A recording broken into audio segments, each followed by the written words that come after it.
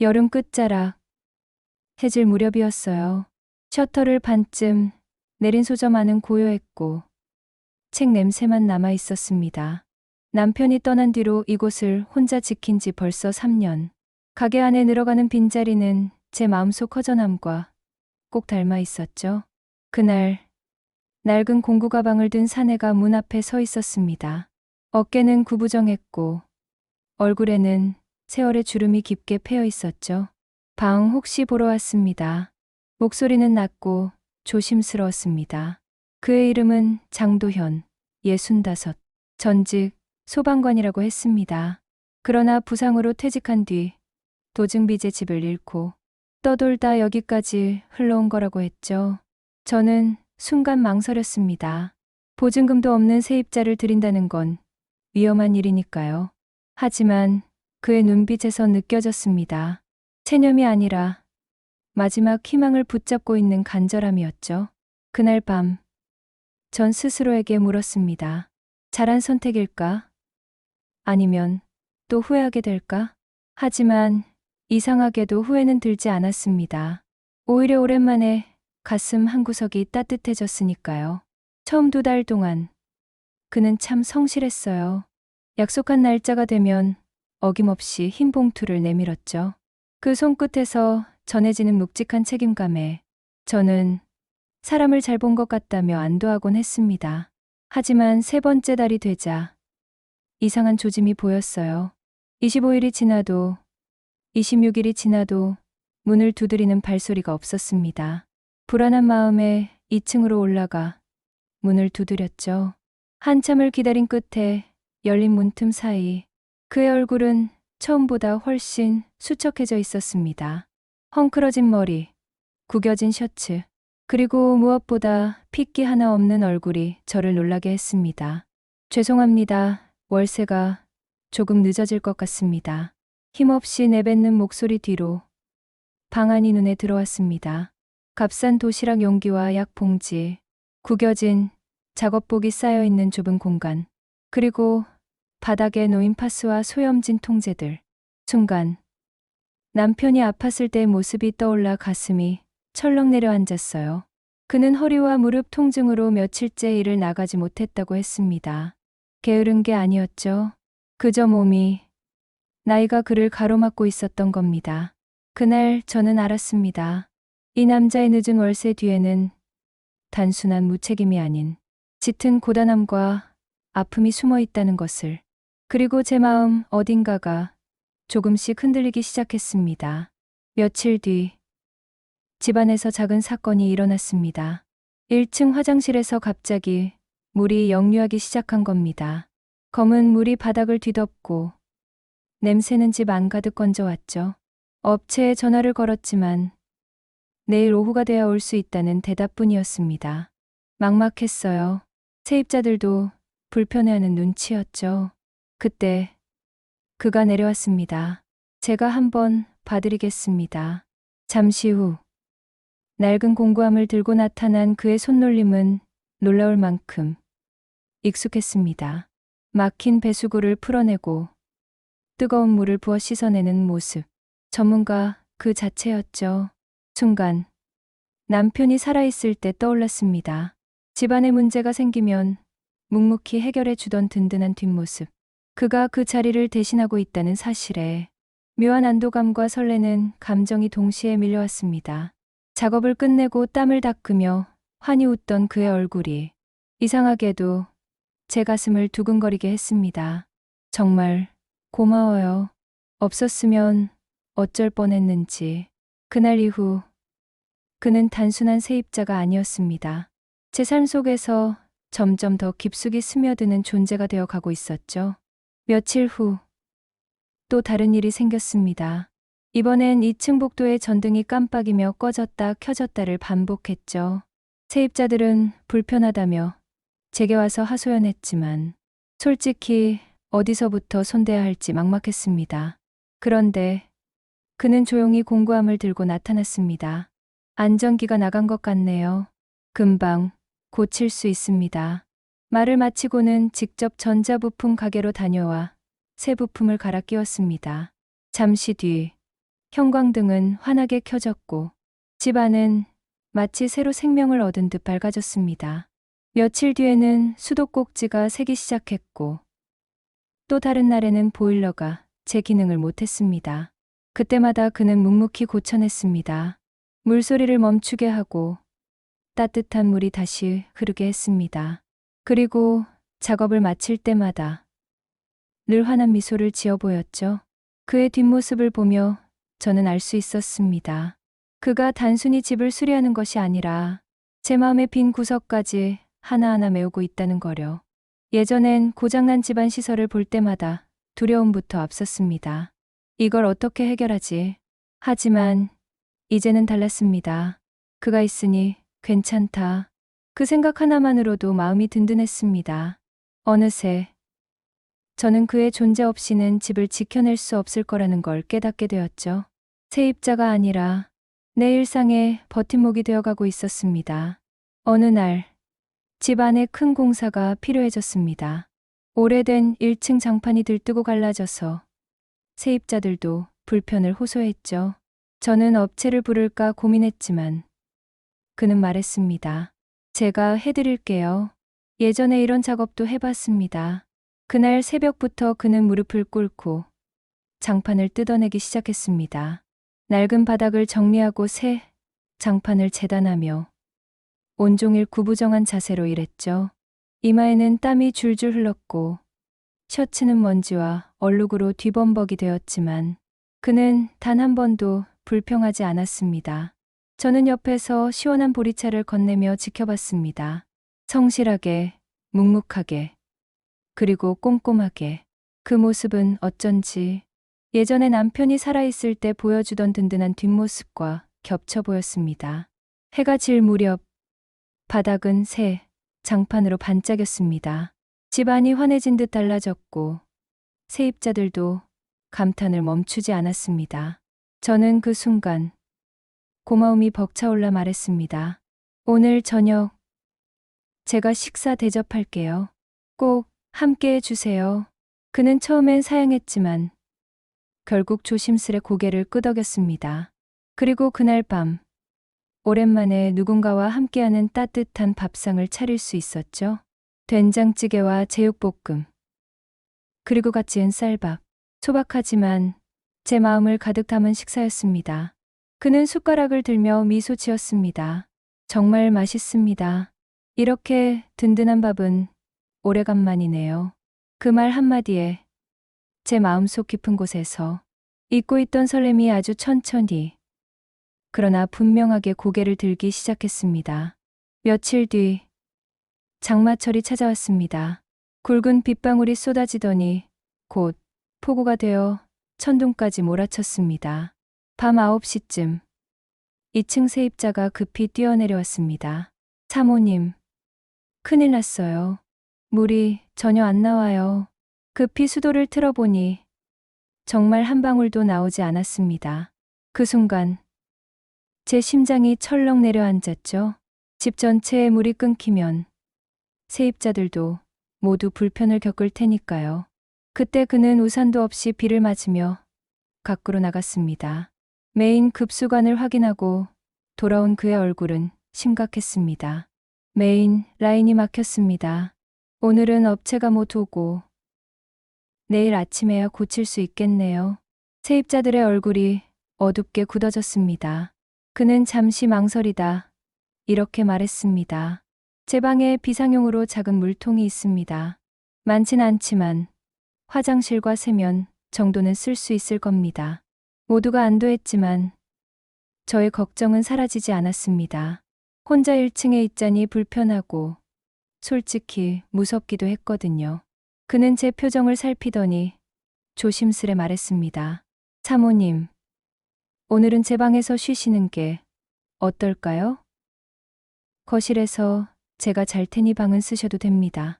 처음엔 거절했지만 거세지는 빗소리에 결국 고개를 끄덕였습니다. 그의 방은 의외로 깔끔했습니다. 간소했지만 정갈했고 작은 책상 위에는 오래된 공구와 낡은 사진 한 장이 놓여 있었습니다. 밖에서는 천둥이 울렸고 창문을 두드리는 빗소리에 제 마음도 불안해졌습니다. 그래서 결국 저는 조심스럽게 말을 꺼냈습니다. 정훈 씨, 혹시 소주 한 잔 있을까요? 오늘은 혼자 있기 너무 무섭네요. 작은 식탁에 마주 앉아 빗소리를 배경 삼아 마신 술잔. 그 잔이 우리 사이의 거리를 조금씩 좁혀주고 있었습니다. 창문 너머로는 여전히 빗줄기가 쏟아지고 있었습니다. 그 작은 방 안, 우리는 식탁 하나를 사이에 두고 앉아 있었습니다. 따끈한 소주가 목을 타고 내려가자 차갑던 몸도 얼어붙은 마음도 조금은 풀어졌습니다. 그가 먼저 조심스레 말을 꺼냈습니다. 저도 사실 이런 밤이 제일 힘듭니다. 이혼하고 혼자 지내다 보니 집이 텅 비면 세상에 혼자 남은 것 같거든요. 저는 잔을 내려놓으며 작게 웃었습니다. 저도 그래요. 남편 떠난 뒤로 이런 비 오는 날은 너무 무서워요. 누구 하나 옆에 없으니 더 크게 들리는 거죠. 빗소리가. 잠시 침묵이 흘렀습니다. 빗소리와 천둥소리만 방 안을 가득 메웠습니다. 그런데 그 순간 그의 손이 제 시선을 끌었습니다. 거칠고 굳은 살 박인 손. 평생 현장에서 몸으로 살아온 손이었죠. 저는 모르게 제 손을 그 위에 올렸습니다. 그가 놀란 듯 고개를 들었고 우리의 시선이 마주쳤습니다. 사모님 처음에는 그저 고마운 집주인이라고 생각했어요. 그런데 언제부턴가 한 여자로 보이기 시작했습니다. 그 고백에 제 가슴이 쿵 하고 뛰었습니다. 너무 오래 잊고 살았던 말. 너무 오랜만에 듣는 시선이었으니까요. 저도 떨리는 목소리로 대답했습니다. 저도 잘 모르겠어요. 그냥 점점 당신에게 의지하게 됐어요. 혼자서는 버겁던 일들도 당신이 있으면 괜찮을 것 같거든요. 방 안 공기가 달라졌습니다. 우리는 말없이 서로를 바라봤습니다. 밖에서는 천둥이 요란하게 울렸지만 더는 무섭지 않았습니다. 왜냐하면 제 손을 꼭 잡아주는 사람이 있었으니까요. 밤새 쏟아지던 비는 새벽이 되자 잦아들었습니다. 창문 너머로 희미한 햇살이 들어올 때 저는 낯선 방 안에서 눈을 떴습니다. 그러나 이상하게도 불안하지 않았습니다. 옆방 거실 바닥에서 곤히 자고 있을 그의 기척이 느껴졌으니까요. 조심스레 문을 열어 나가 보니 그는 이미 일어나 있었습니다. 낡은 주전자에서 물이 끓고 있었고 부엌에는 은은한 커피 향이 퍼지고 있었습니다. 그가 제 쪽을 돌아보며 웃었습니다. 아침 드셔야죠. 제가 커피는 조금 내릴 줄 압니다. 순간 제 가슴이 따뜻해졌습니다. 남편이 떠난 뒤로 누군가가 제게 아침을 챙겨준 건 처음이었거든요. 작은 식탁 위엔 소박한 아침상이 놓였습니다. 편의점 빵과 달걀, 프라이 한 장, 그리고 김치 조금. 평생 먹어왔던 것과는 전혀 특별하지 않은 음식이었지만 그 어느 때보다 따뜻한 한 끼로 느껴졌습니다. 저는 젓가락을 들며 속으로 중얼거렸습니다. 이렇게 다시 누군가와 아침을 나눌 줄이야. 그는 제 눈치를 살피며 조심스럽게 말을 꺼냈습니다. 사모님 어제 말씀 후회하지 않으시죠? 저는 고개를 저었습니다. 후회라니요. 오히려 안도했어요. 그냥 세입자와 집주인으로만 남았으면 이런 평화로운 아침은 없었을 거예요. 우리는 서로를 바라보며 잠시 웃었습니다. 밖에서는 아직 젖은 빗방울이 반짝이고 있었지만 제 마음은 오랜만에 맑게 갠 하늘 같았습니다. 그 순간 저는 알았습니다. 앞으로의 인생이 어떻게 흘러가든 이 아침처럼 따뜻한 순간이 이어진다면 두렵지 않으리라는 것을. 며칠이 지나자 집 안 풍경이 조금씩 달라지기 시작했습니다. 작은 고장 하나에도 곧장 업체부터 부르던 제 모습도 바뀌었죠. 이제는 그가 함께 가가와 말없이 빨래집게를 건네주곤 했습니다. 작은 고장 하나에도 곧장 업체부터 부르던 제 모습도 바뀌었죠. 정훈 씨, 부엌 수도꼭지가 또 이상해요. 제가 말하면 그는 공구함을 들고 와 능숙하게 고쳐주었습니다. 작업하는 동안 저는 옆에서 시원한 차를 내오며 그의 땀방울을 지켜보았죠. 그 뒷모습이 왠지 든든하게 느껴졌습니다. 다른 세입자들도 이제는 저보다 그를 먼저 찾았습니다. 정훈 씨, 방 문짝이 잘 안 닫혀요. 정훈 씨, 전등이 깜빡여요. 그가 집안의 문제들을 척척 해결할 때마다 저는 속으로 안도했습니다. 이제 이 큰 집을 혼자 지탱하는 게 아니구나. 저녁 시간이 되면 그는 종종 제 마당 의자에 앉아 있었습니다. 자전거를 세워두고 땀을 닦으며 오늘도 수고 많으셨습니다 하고 웃는 그 얼굴. 그 미소를 볼 때마다 제 마음속 깊은 곳에 잊고 지냈던 설렘이 스며들었습니다. 혼자서는 너무 벅차던 집이 이제는 조금씩 따뜻한 보금자리로 변해가고 있었습니다. 그리고 저는 깨달았습니다. 이건 단순히 집주인과 세입자의 관계가 아니라고. 우리 둘 사이에 작지만 확실한 변화가 시작되고 있다는 걸.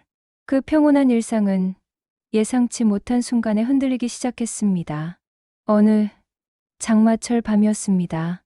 굵은 빗줄기가 지붕을 두드리고 천둥 소리가 유난히 크게 울리던 날, 저는 창문을 닫으러 갔다가 화장실에서 이상한 소리를 들었습니다. 꾸르르, 꾸르르. 순간 하수구에서 검은 물이 역류하기 시작했습니다. 순식간에 화장실 바닥이 더러운 물로 가득 차버렸죠. 아이고, 이걸 어쩌지? 급히 업체에 전화를 걸었지만 돌아오는 대답은 냉정했습니다. 죄송합니다. 오늘은 힘들고 내일 오후에나 가능하십니다. 막막함에 발만 동동 구르던 그때, 사모님, 무슨 일이에요? 정훈 씨가 빗소리를 뚫고 계단을 내려왔습니다. 사정을 들은 그는 말없이 고개를 끄덕이고 곧장 방으로 올라가 낡은 공구함을 들고 나왔습니다. 무릎을 꿇고 앉아 더러운 물을 퍼내고 막힌 하수구를 살피는 그의 뒷모습. 손놀림은 놀라울 만큼 능숙했고 표정엔 단호함이 묻어났습니다. 얼마 지나지 않아 막혀있던 덩어리를 끄집어내자 물이 시원하게 빠져나갔습니다. 다 됐습니다. 그가 이마에 땀을 닦으며 일어서는 순간 저는 말문이 막혔습니다. 그는 단순한 세입자가 아니었습니다. 이 집을 지켜내는 든든한 버팀목이자 어쩌면 제 인생에 새로 들어온 특별한 사람이 되어가고 있었던 겁니다. 그날 이후 제 일상은 완전히 달라졌습니다. 혼자서 감당하기엔 너무 벅찼던 집이 이제는 따뜻한 웃음이 흐르는 공간이 되었죠. 세입자였던 정훈 씨는 어느새 제 곁을 든든히 지켜주는 동반자가 되었습니다. 아침이면 함께 차를 마시며 날씨를 이야기했고 저녁이면 소박한 밥상을 나누며 하루를 정리했습니다. 집안의 작은 문제 하나까지도 이제는 두려움이 아니었습니다. 누군가와 함께 있다는 것이 이렇게나 큰 힘이 될 줄은 몰랐거든요. 돌아보면 외로움과 두려움 속에서 시작된 인연이었습니다. 하지만 그 인연은 점차 서로의 마음을 데우며 새로운 희망으로 자라났습니다. 혼자 늙어가겠지라는 두려움 대신 함께 나이 들어갈 수 있다는 위안을 얻은 거죠. 지금 이 순간도 마당의 텃밭에 작은 새싹이 자라나고 있습니다. 마치 저희 두 사람처럼요. 늦게 찾아온 사랑. 그러나 가장 따뜻한 사랑. 남은 생을 함께 나누며 살아갈 그런 동반자를 만난 겁니다. 네, 저는 이제 더 이상 혼자가 아닙니다. 혹시 오늘 제 이야기가 마음에 와닿으셨다면 구독과 좋아요 눌러주시고 주변 분들과도 함께 나눠주세요. 여러분의 작은 응원이 저에게는 큰 힘이 됩니다.